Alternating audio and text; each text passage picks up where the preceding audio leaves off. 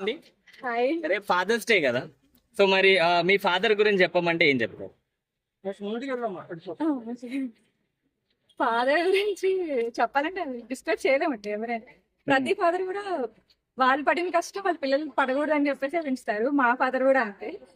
ఏమంటారు, మాకు కోట్లు లేకపోయినా సరే బాగా చాలా మంచిగా పెంచారు నన్ను మా సిస్టర్ని. సో మా డాడీ మా ఊరికి ప్రెసిడెంట్. సో అందరినీ మంచిగా చూసుకుంటారు. సో మా ఊర్లో ఎవరిని అడిగినా సరే మంచితనానికి మారుపేర్లానే చెప్తారు. సో జీరో హేటర్స్ అన్నమాట మా నాన్నగారికి. సో ఇంకా చెప్పలేము. మీ ఫాదర్ మీకోసం చేసిన బిగ్గెస్ట్ సాక్రిఫైస్ అంటే ఏం చెప్తారు? ప్రతిదీ సాక్రిఫైస్ అనే చెప్తానండి. వాళ్ళు మా మీద పెట్టిన ఎక్స్పెక్టేషన్స్ మేము ఎప్పుడు రీచ్ అయ్యామన్నమాట. సో మమ్మల్ని ఎప్పుడు ఒక మంచి పొజిషన్ వెళ్దాం అనుకున్నారు. సో మేము కూడా అట్లనే మంచిగానే రీచ్.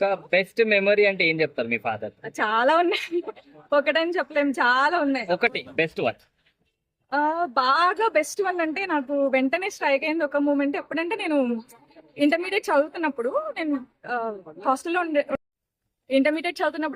ఉండేదాన్ని. సో అవుటింగ్ ఉండేది కాదు. సో హాస్టల్ నుంచి వచ్చినాక తీసుకురావడానికి వచ్చినాక విజయవాడలో చదువుకున్నాను అనమాట. సో విజయవాడ బస్ స్టాప్ దగ్గరికి వచ్చినాక సో నేను ఎక్కేసాను బస్సు. తర్వాత మా ఫాదర్ వాటర్ బాటిల్ తీసుకోవడానికి వెళ్ళిన తర్వాత బస్సు స్టార్ట్ అయిపోయింది. అప్పుడు నా దగ్గర ఫోన్ కూడా లేదు, ఇంటర్మీడియట్ బస్ ఫోన్ తెలవలేదు.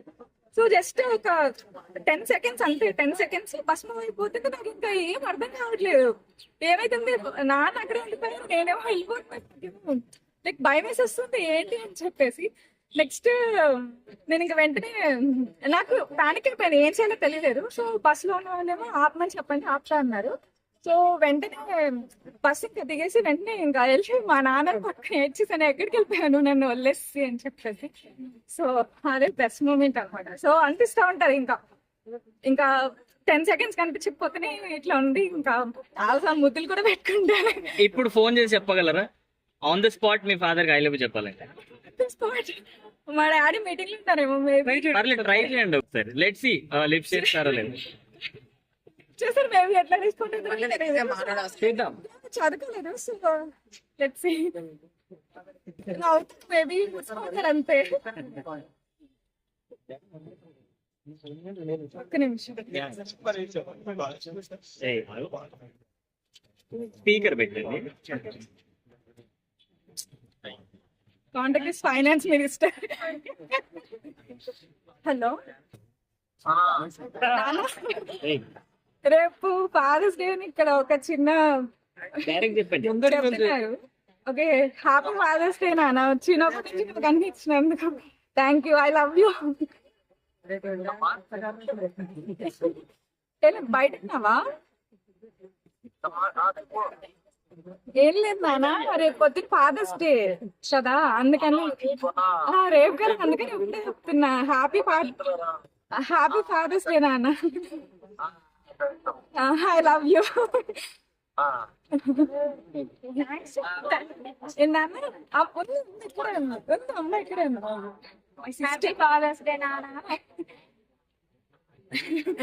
సరే మళ్ళీ చేస్తాలే నేను.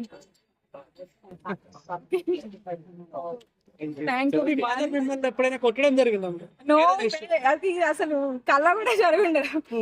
సో ఈవెన్ తిట్లి ఇప్పుడు ఎప్పుడు చాలా మంది ఏమంటారు అపోజ్ చేశారు. చిన్నప్పటి నుంచి లైక్ మంచిగానే చదివించడానికి ట్రై చేశారు, డబ్బు లేకపోయినా అప్పు చేసి మరి చదివించడానికి ట్రై చేశారు. అప్పుడు అందరూ ఎందుకు ఇట్లా అమ్మాయిలు కదా, ఎందుకు ఇట్లా మీరు ఎందుకు అపోజ్ చేసి అట్లా చదివించడం, అట్లా చాలా మంది అపోజ్ చేశారు.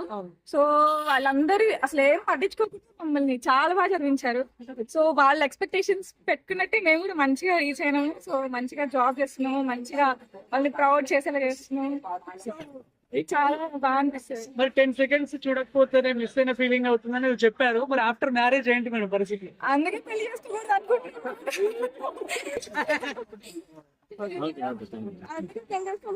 పెళ్లి చేసుకుంటే మళ్ళీ అమ్మో అంటే అబ్బాయిని ఇంటికాడ తెచ్చి అలాంటి ప్లానింగ్ ఏమైనా ఉందా? అది ఆబ్వియస్లీ స్వార్థం అయిపోతుందండి. సో మనం ఎట్లా ఆలోచిస్తామో అబ్బాయి వాళ్ళ సైడ్ కూడా వాళ్ళ ఇంట్లో అట్లనే ఆలోచిస్తారు కదా. ఏం ఐ డోంట్ థింక్ సో.